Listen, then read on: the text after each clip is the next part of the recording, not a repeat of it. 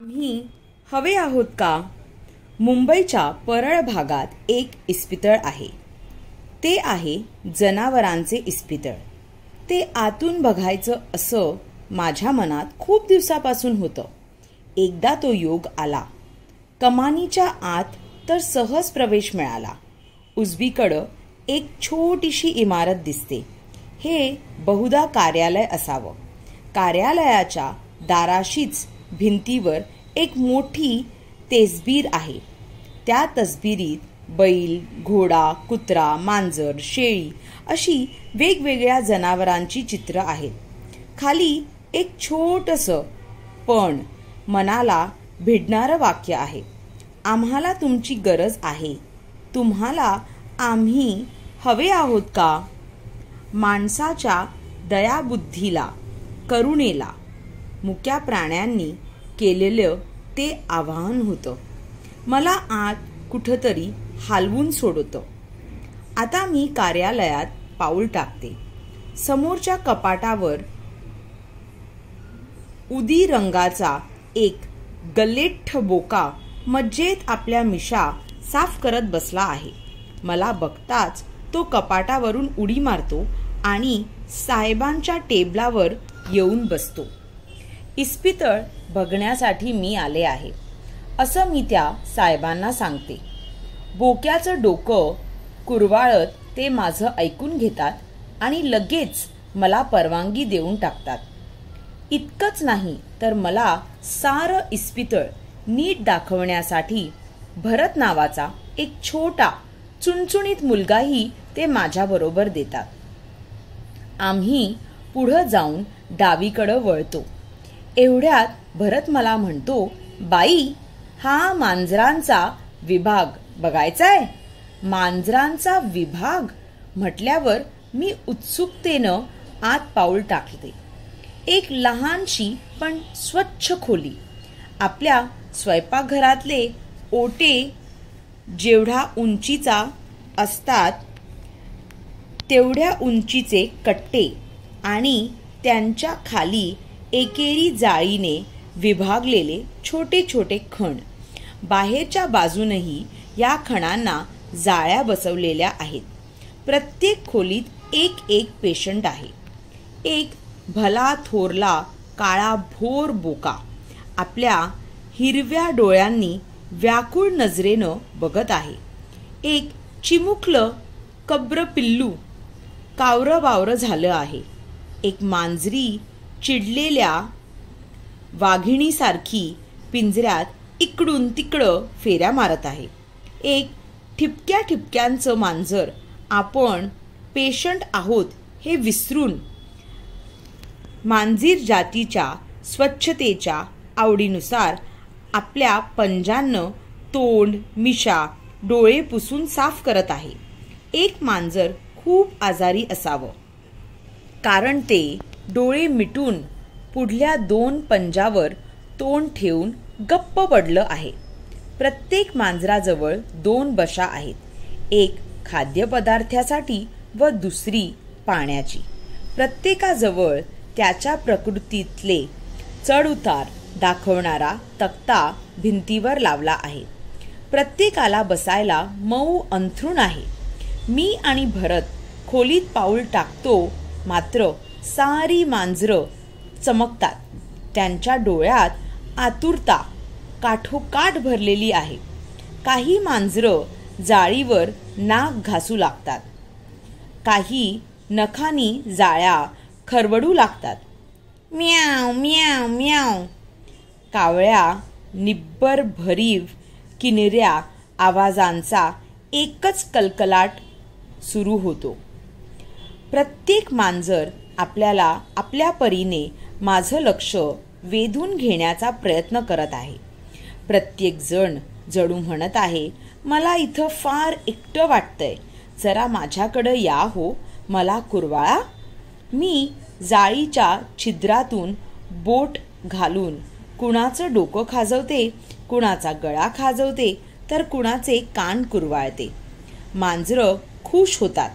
पोटातून गुर्र गुर्र आवाज काढून समाधानाची पावती देतात.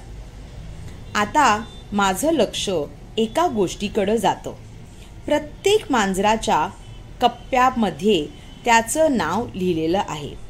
जॅक जाधव, बकुल गोखले, सॅमी डिकुना, रोमल टिप्पणीस. जाधव, गोखले, डिकुना, टिप्पणीस. माझ्या ध्यानात येतं, ही आहेत मांजरांना दिलेली त्यांच्या मालकांची आडनावं. त्या जाधव, गोखले, टिप्पणीस इत्यादी मंडळींचा डोळ्यांनी निरोप घेऊन मी बाहेर पडते.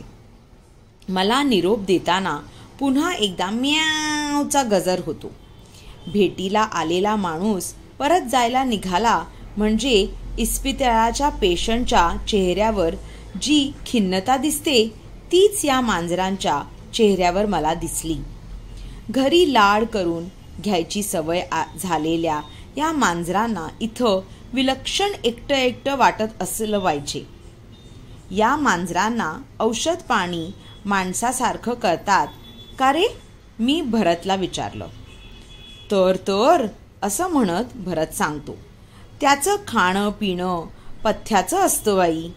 एकदम भरतला काहीतरी आठवतं.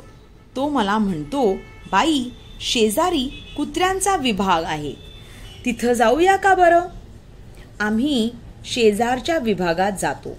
बघते तर खरंच एक भली दांडगी अतिशय देखणी कुत्री तिथं निजलेली दिसली.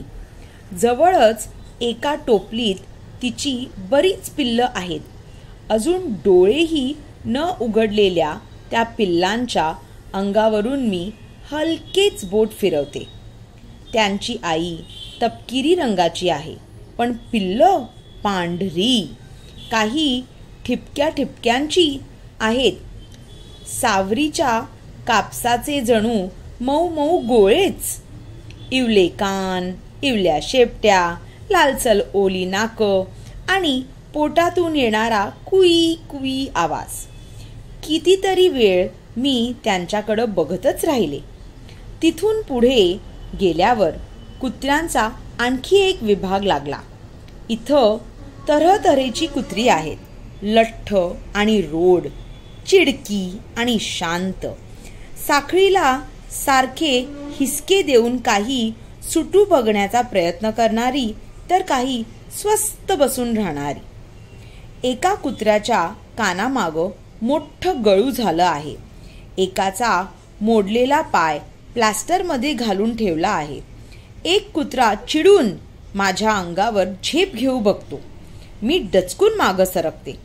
भरत त्याच्यावर खेकसतो, झेन्या चुप, असं नाही करायचं, आपल्या पाहुण्या आहेत ना त्या, चुप.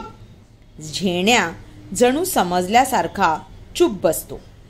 दुसरा एक कुत्रा सारखा झेप घेऊ लागतो, पण तो अंगावर तुटून पडण्यासाठी नव्हे, तो पुढचे दोन्ही पंजे जुळवून मला नमस्कार करतो.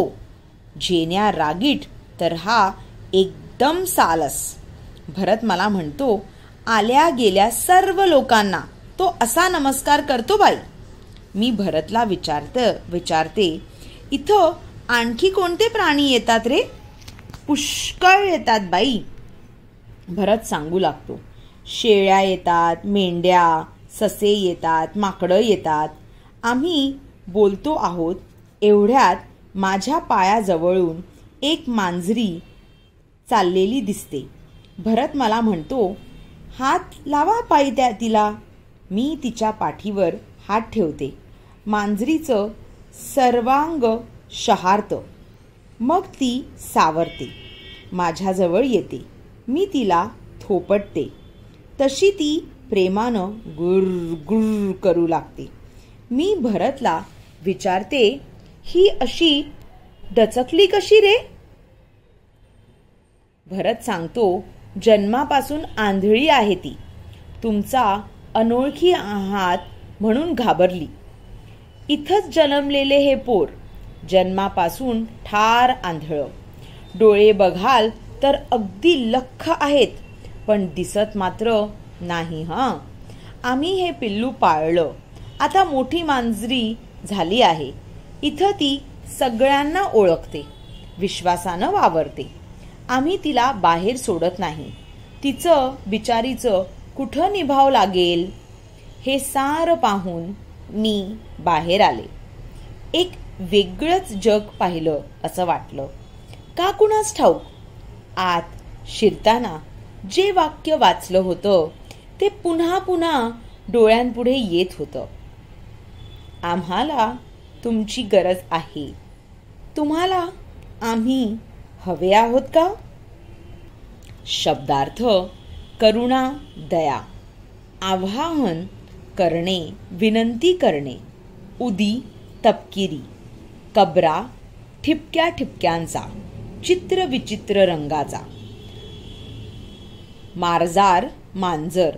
किन्नरा आवाज, बारीक व उंच आवाज. सालस स्वभावाने नम्र, विनयशील. हालवून सोडणे, अस्वस्थ करणे. कावरे बावरे होणे, गोंधळून जाणे. अंगावर तुटून पडणे, जोराचा हल्ला करणे. धन्यवाद.